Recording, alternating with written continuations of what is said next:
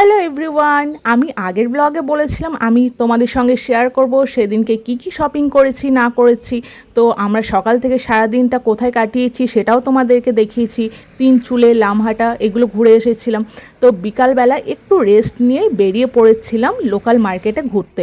ওখানকার যারা বাসিন্দারা ছিলেন তারা সবাই বলছিলেন যে ড্রাগন মার্কেট আর মহাকাল মার্কেট আছে, ভীষণ ভালো, ভিজিট করে আসতে।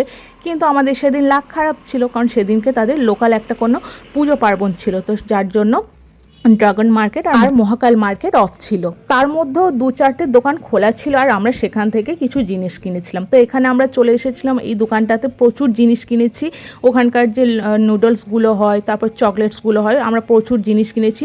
সেগুলো আমি কোনো একটা পরের ব্লগে তোমাদেরকে দেখাবো যে আমি কি কিনেছি। তারপর চলে এসেছিলাম এখানকার এই লোকাল মার্কেটেই কিছু জিনিস কিনতে। তো এখানে দেখো কয়েকটা চাদর কিনেছিলাম, স্টোল কিনেছিলাম। তো রোডের এক পাশ হচ্ছে মহাকাল মার্কেট আর একটা পাশ হচ্ছে ড্রাগন মার্কেট। এটা মহাকাল মার্কেট।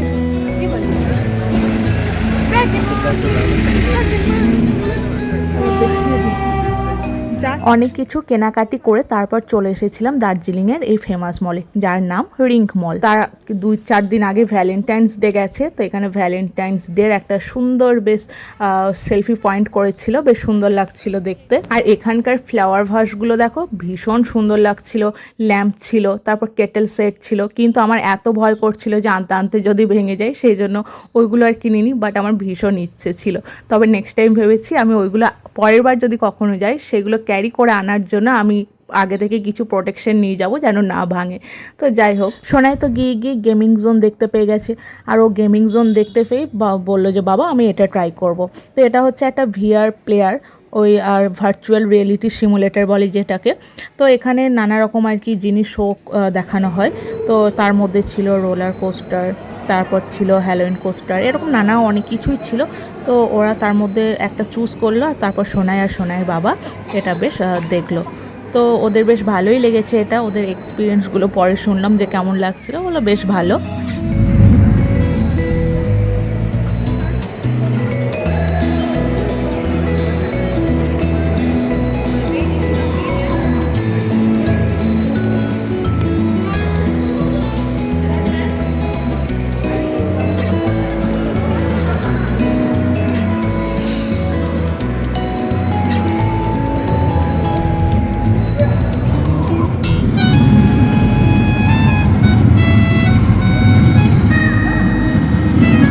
এরপর দেখো ওখানে একটা হাইট আর ওয়েট মাপার একটা মেশিন ছিল, তো সোনাই সেটাতেও একটু চেক করে নিল। তারপর আমরা চলে এলাম ফুচকা খেতে।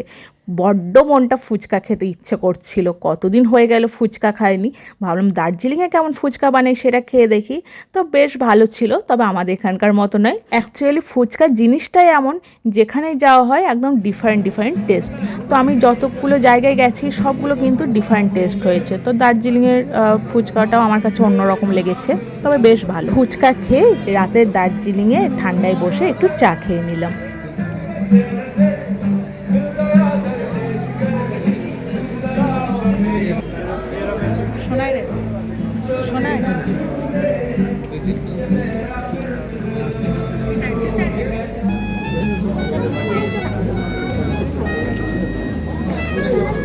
কত জোরে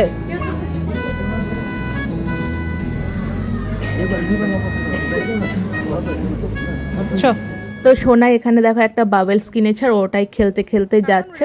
এরপর আমরা চলে যাব হোপ গ্লেনারিজে গিয়ে আমরা কিছু খেয়েছিলাম, তারপর আমরা বাড়ির জন্য প্যাক করে নিয়েছিলাম, কারণ তার পরের দিনকে যেহেতু আমাদের ফেরার ছিল, তো সেই জন্য ভাবলাম যে কিনে নিই।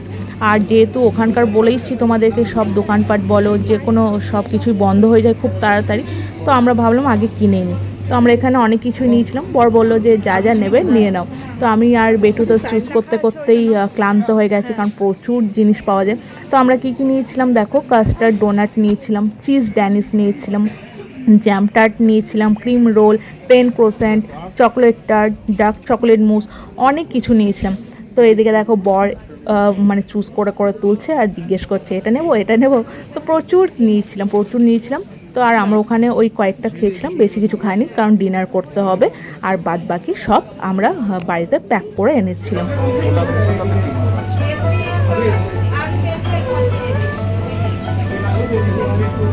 চলো।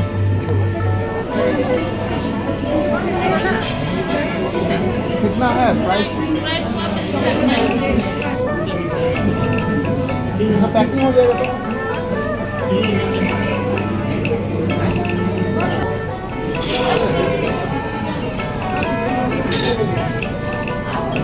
এরপর আমরা চলে গেলাম মহাকাল রেস্টুরেন্টে ডিনার করতে। আর আমি তোমাদের সঙ্গে দার্জিলিংয়ের প্রায় যেটুকু আর কি ভিডিও না করলে নয় সেইটুকুই শেয়ার করেছি। মানে আমি ঘোরাটা ভীষণ এনজয় করেছি। তো তোমাদের সঙ্গে তো অবশ্যই শেয়ার তো করতেই হবে, কারণ ঘুরতে যখন গেছি আর অ্যাজ আ ব্লগার ভিডিও তো করতেই হবে, না করলে তো মানে ঘোরাটাই ইনকমপ্লিট থেকে যাবে। যাই হোক, তো আমাদের এদিকে দেখো খাবারের অর্ডার দিয়ে একটু বসেছিলাম। আর এখানকার দেখো মহাকাল রেস্টুরেন্ট, যেহেতু মহাকালের ছবি তো থাকবে, আর ভীষণ সুন্দর ছিল, অ্যাম্বিয়েন্সটা ভীষণ ভালো ছিল। তো ডিনারে আমরা নিয়েছিলাম মিক্সড ফ্রায়েড রাইস, আর নিয়েছিলাম কুলচা, মাটন কষা, আর নিয়েছিলাম চিলি প্রন। তো খাবারগুলো খুবই সুন্দর ছিল। অ্যাকচুয়ালি এক একটা রেস্টুরেন্টে বা এক এক জায়গায় ডিফারেন্ট রকম টেস্ট। তো খাবারগুলো যাই হোক আমাদের এখানকার থেকে আবার ডিফারেন্ট লাগছিল। আমাদের এখানকার মিক্সড ফ্রায়েড রাইসে আলাদা টেস্ট, ওখানে দেখছি আলাদা টেস্ট। যাই হোক ভীষণ ভালো ছিল। আর এখানে দেখো একটা জিনিস আমার ভীষণ ভালো লেগেছে, যে বন্ধুর জন্য কি না করা যায়। তো ভিডিওটা দেখো।